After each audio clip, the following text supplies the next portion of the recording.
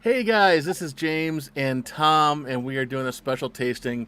The awesome folks over at Angels Envy sent us this Yes, preview vial of the new Angels Envy cask strength that absolutely. you guys can't get yet.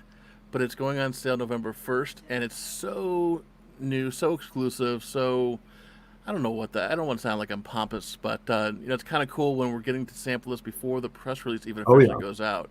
yeah. So I had to check 3 or 4 times on the email that she sent us, but it does specifically say there is no embargo on this information. So I'm assuming that means there's no embargo on our tasting. And guess what? We are about to taste. Tom already jumped ahead a little bit, but Well, I am going to taste this for the very first time. You can see the label still on, but because I just like to roll that way. But Tom, I'll tell you what I went ahead and did. I went ahead and actually, I'm tasting some of the original because I have, I believe it's in it. It may even be a single barrel I have that I helped a restaurant select a few years ago. I had a bottle of a single barrel from a few years back. It's very close to the original, but they do a special single barrel program there. But so I haven't tasted the cast strength yet. I want us to do it together because I know it's a really special thing. I mean, this is a time of year when this happens. They make a very limited number of bottles, and these have become truly some of the most prized bottles in bourbon whiskey. As far as scoring one is difficult, these are rare. no, we've tasted a lot of whiskeys, a lot of rums, and all that kind of fun stuff, Yeah, especially over the past few months. yeah, Thank you to all of our liquor providers who are helping to make quarantine that much, I'd say more enjoyable, but that much less painful. So, but I don't know if we've tasted a cask strain. I know you and I have tasted them in separate instances in the past, but right. for those of you who are tuning in, kind of what do you look for that's different in a cask strength experience versus another one? Besides the fact this is, I think, 120.4. This bottle is 120.4 proof, so that's obviously way higher than the typical 80 proof that Yeah, people try. yeah. I know. Probably when you and I first had some cast drinks years ago, it might have even been one of our first trips. I know when we first met at the Bourbon Festival, which was just held virtually online. What was it? Last week in Bardstown. We probably tried some of those back then, like the Knob Creek cast strength. But what makes these really special is there's just so few of them. So obviously, one of the if you're a bourbon whiskey fan, a lot of times the favorite way to have a bourbon is to have a cask strength, actually tasting those elements, the unfiltered nature of those elements, like you would have right from the barrel. Because let's face it, if you go right into a warehouse, you have it thieved from you right from the barrel. That's about the rawest, most powerful, intense way it'll ever be. And that's what Angels Envy and other distillers that do this, but especially Angels Envy this time of year is really looking to replicate. It's those elements. It's that beautiful port nature.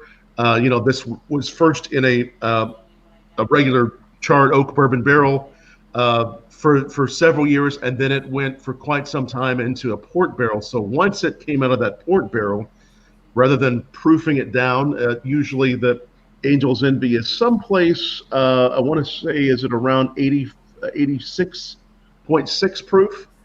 This is actually at much higher proof, and that way we feel like we're actually at that barrel when it comes out. So it's almost a transportive experience to feel like you've been to the distillery and you've had something that powerful. Now, to answer your question, I don't know if you were, God, we were not only drinking a lot, but it was also what 12, 13 years ago that we met.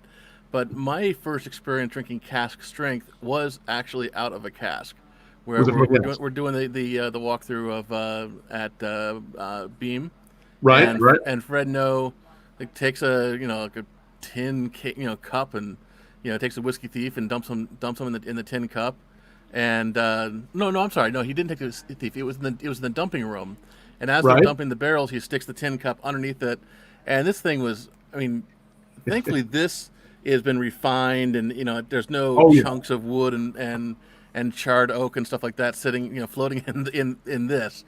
But that was truly out of the cask, where there was literally chunks of wood hit, in the thing. And at that time, I mean, I have become a much more sophisticated whiskey enthusiast now, but at that time I was more of just a beer guy, and so going from what's beer like? 4.25 to 120 something 120 something proof was Right, a right. hell of a transition. But short of those kind of experiences, which I don't even think you can buy, this being able to taste at cask strength is really an authentic experience. I agree with you, um, and I personally like it because Booker's Bourbon is still one of my favorite cask strength, just because it's a classic, and frankly, you can get it everywhere, and it's not that expensive compared to something like this, which is retail $199, and then you won't be able to find it for under $500. But Becomes a lot more difficult to find this one. Yeah. I like the fact that the old adage of like, old, are you supposed to add water? Or are you supposed to not add water? Do you add an ice cube? But at a cask strength, I love the fact that you can add a nice big whiskey ball or whiskey cube, and you can taste it at 120. You can taste it at 80. You can taste it at 60, and it really Yes.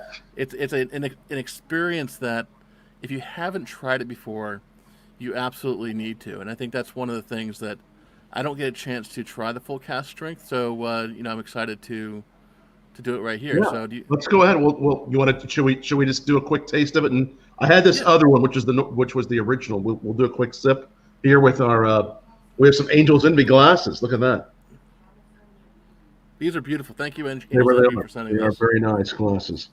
So we'll just kind of do what I like to do there, James, as you know, is just kind of nose it and rock back and forth to really put those aromas in both the nostrils. And I mean, Smells yeah, I can get amazing. that The proof on those. nose. It certainly is a big.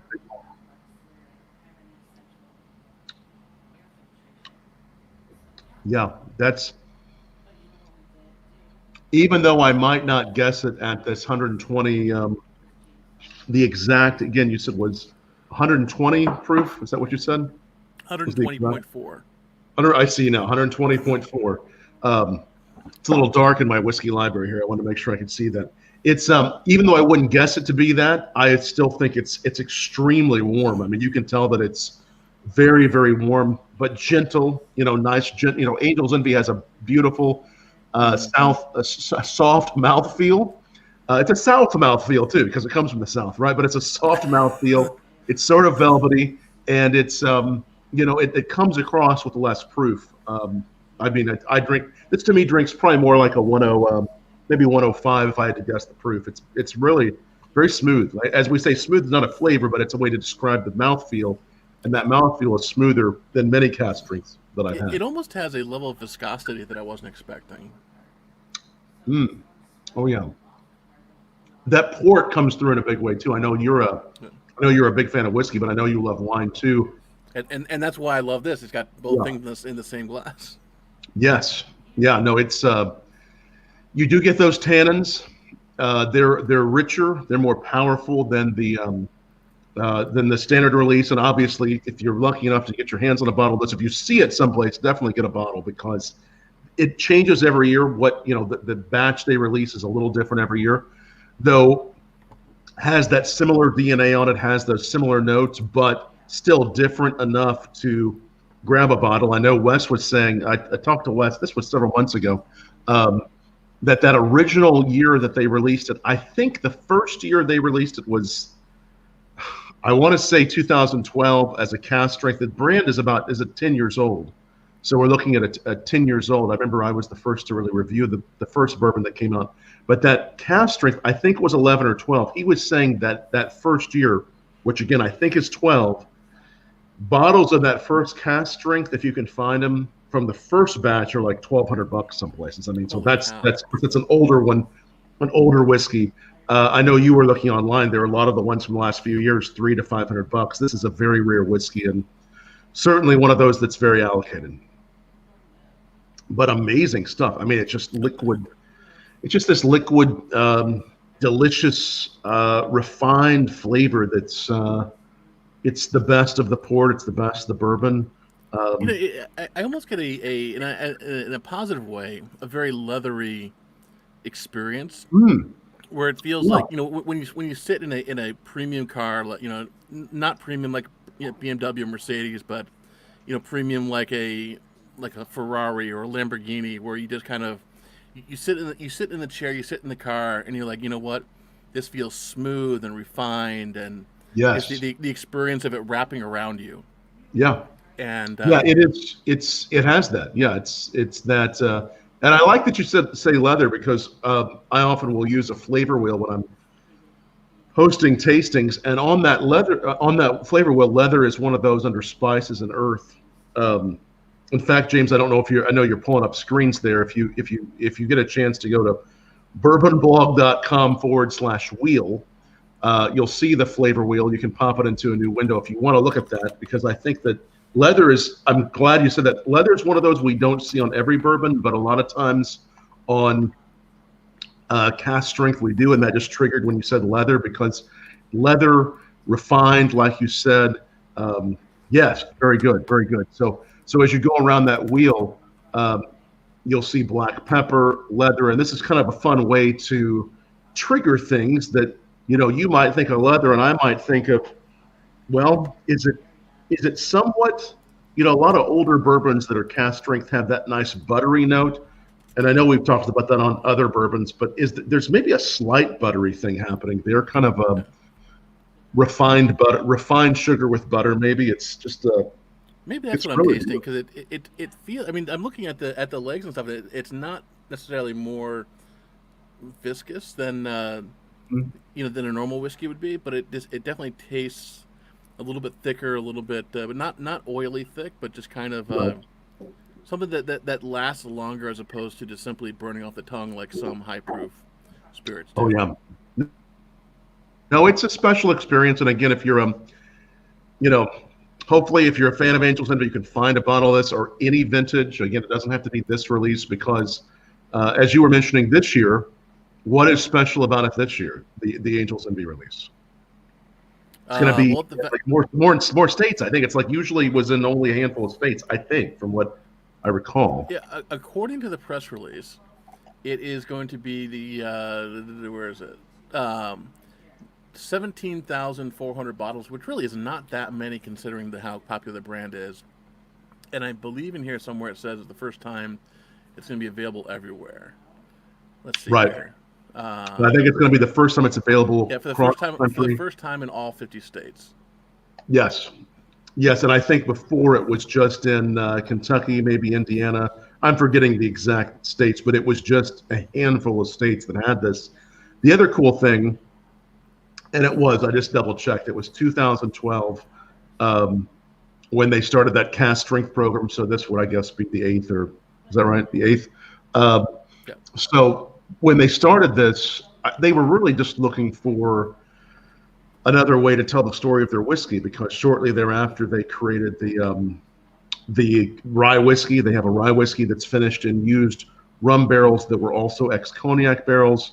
Now they're mixing it up and doing some sherry barrel finishes. And just a couple of months ago, I tasted their Mizunara barrel, which is a Japanese oak and just Hmm. very old and pretty expensive to get. And that was just extremely incredible, but again, very rare. But obviously, the two big releases of the year are the two permanent line extensions: the bourbon, port barrel, and again, that's just gotten better and better. It's always been good, but I think it's gotten better and better. And the rye whiskey, which to me is like a spirit all in itself, because it's a rye, but yet it has all these other elements in it with the Hmm. cognac, with the rum. They all blend together in this harmonious way. And then this one's one that we've always looked forward to and has allowed us to really be able to experience something else about angels, and really like nothing I've ever had. This one. Does this remind you of anything that you've had, James?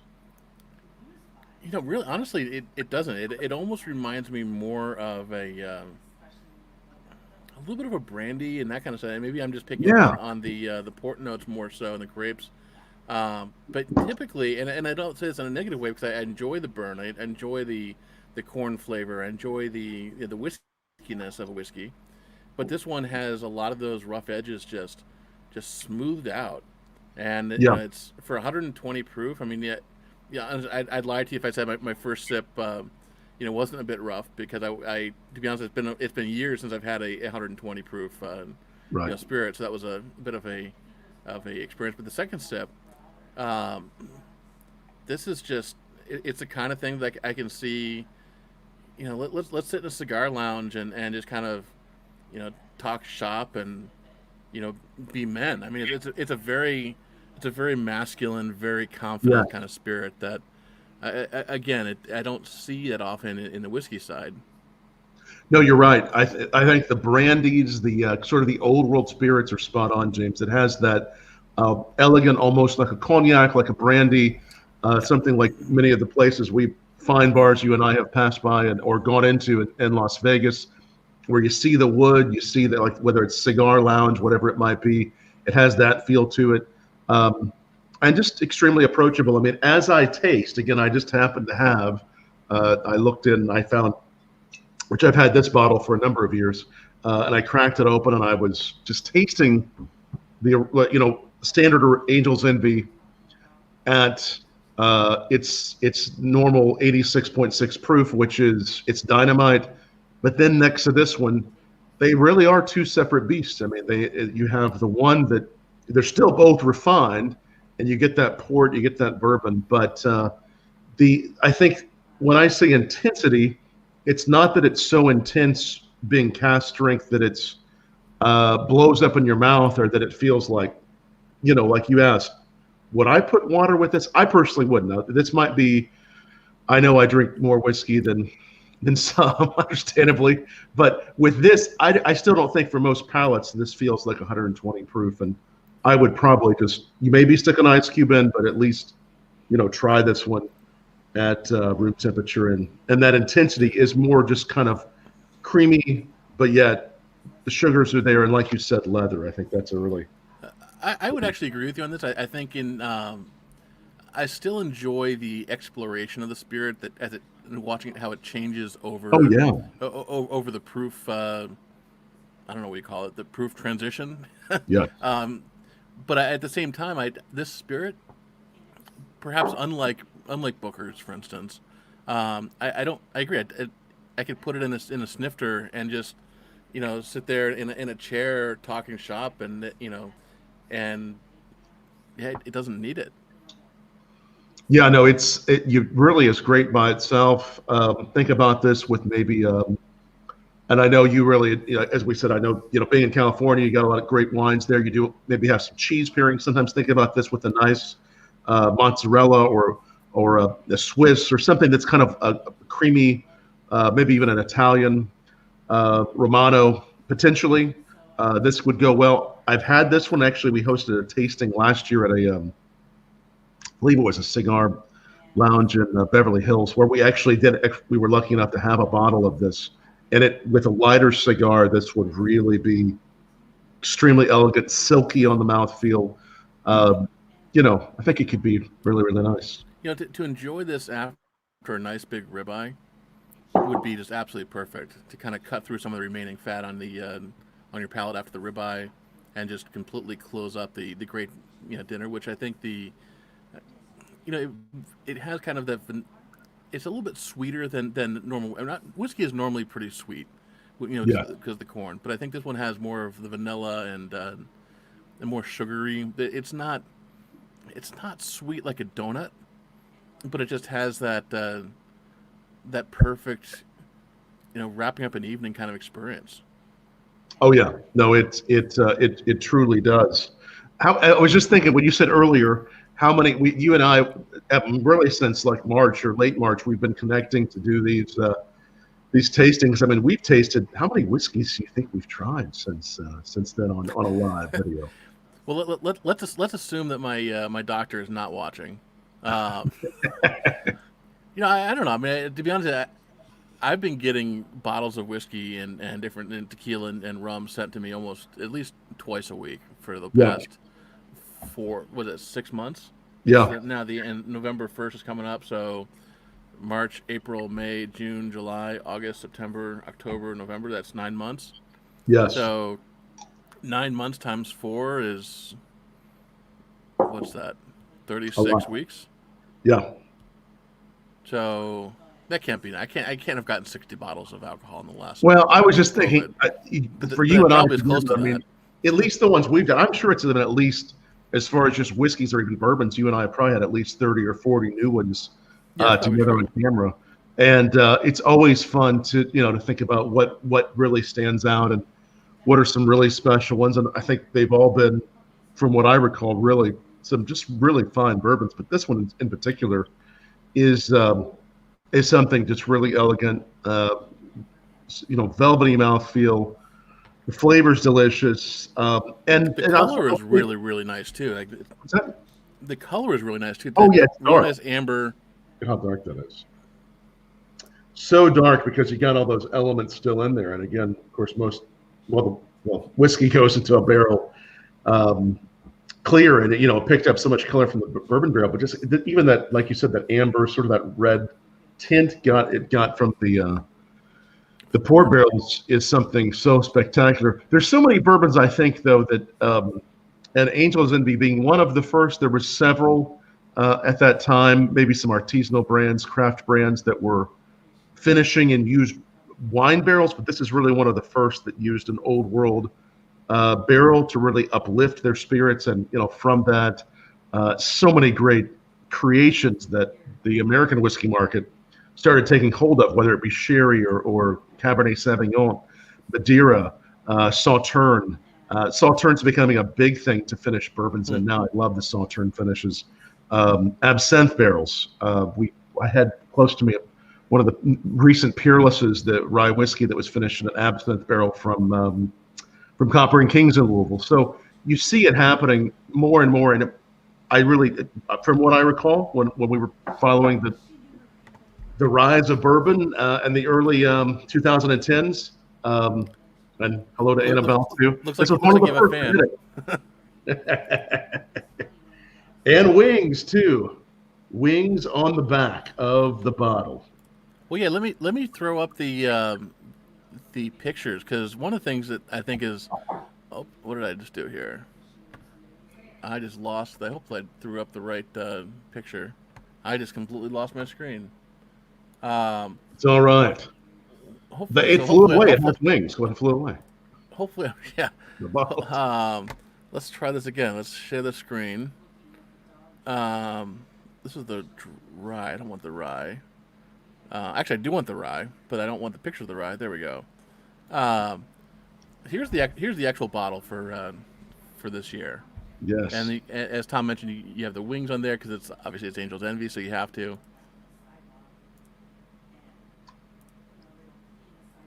Such a beautiful bottle. This scene just perfectly sums up exactly the experience, I think. No, it really does. And of course, it makes a great gifting option as well.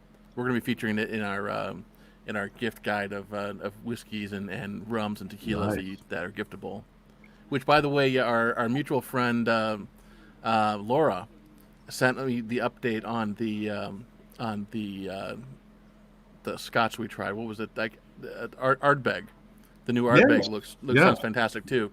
She hasn't offered to send us a sample yet, but I will be sending her this video, and maybe we can fix that because it looks fantastic. Well, we'd love to try it, Laura. I know she has some great whiskeys there. So, and it comes in that box too, that beautiful box. Let's see here. I know I got the picture. There's the box. So yeah, and the thing you can tell about a great whiskey that's collectible is the fact that even the boxes are going for like $50 on eBay.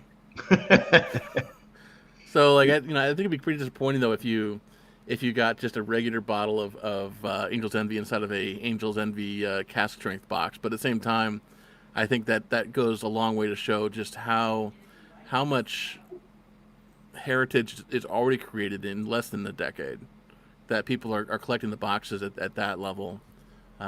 So I'm looking forward. I'm very thankful for the folks at Angel's Envy that sent us this. Oh, yeah. And, my glass is almost empty, but I'm saving the rest of it I got to share some with Heather because I'm sure Annabelle also enjoys. Annabelle definitely wants to try. She actually mentioned she really wants to try. Definitely use some too. And I'll tell you this too. I don't know if they still do. I know on a lot of the cask strength bottles from Angel's Envy, just the cask strength, and not sure if they still do it. But if you bought one of the cask strength bottles, came with the box, you also used to get a ticket to an event they would have in different regions. I think, it was back then only in Kentucky and several states they had this in. So they would have a special event, but I'm not sure if that's still the case. That might have just been for a little while. But Wes Henry Anderson and Kyle there, just everybody's done a great job growing that brand. Beautiful Louisville Distilling Company, downtown Louisville. If you get a chance to, I don't know right now what their situation with tours is, but if you do get to Kentucky and you're able to take a tour of that or have a cocktail in their bar, it's an amazing experience. It wasn't that long ago, before the pandemic, I was there. Having a cocktail in their bar, their bartending program's amazing. They're a great team, and they've grown the brand so well over the years. And it really is one of my favorite bourbons. Excellent. Yeah. Well, thank you very much, guys. I'm going to just leave it at there. I don't think there's anything more we can say about this that hasn't already been said. So till next time, and any liquor brands that happen to be watching, if you'd like to send us a premium spirit for Tom and I to promote for you, we would be very happy to take one for the team. So anyhow, have a great day, guys. Bye-bye. Make sure you get it on November 1st. Visit angelsenvy.com, I think it is. Nice. Be watching there.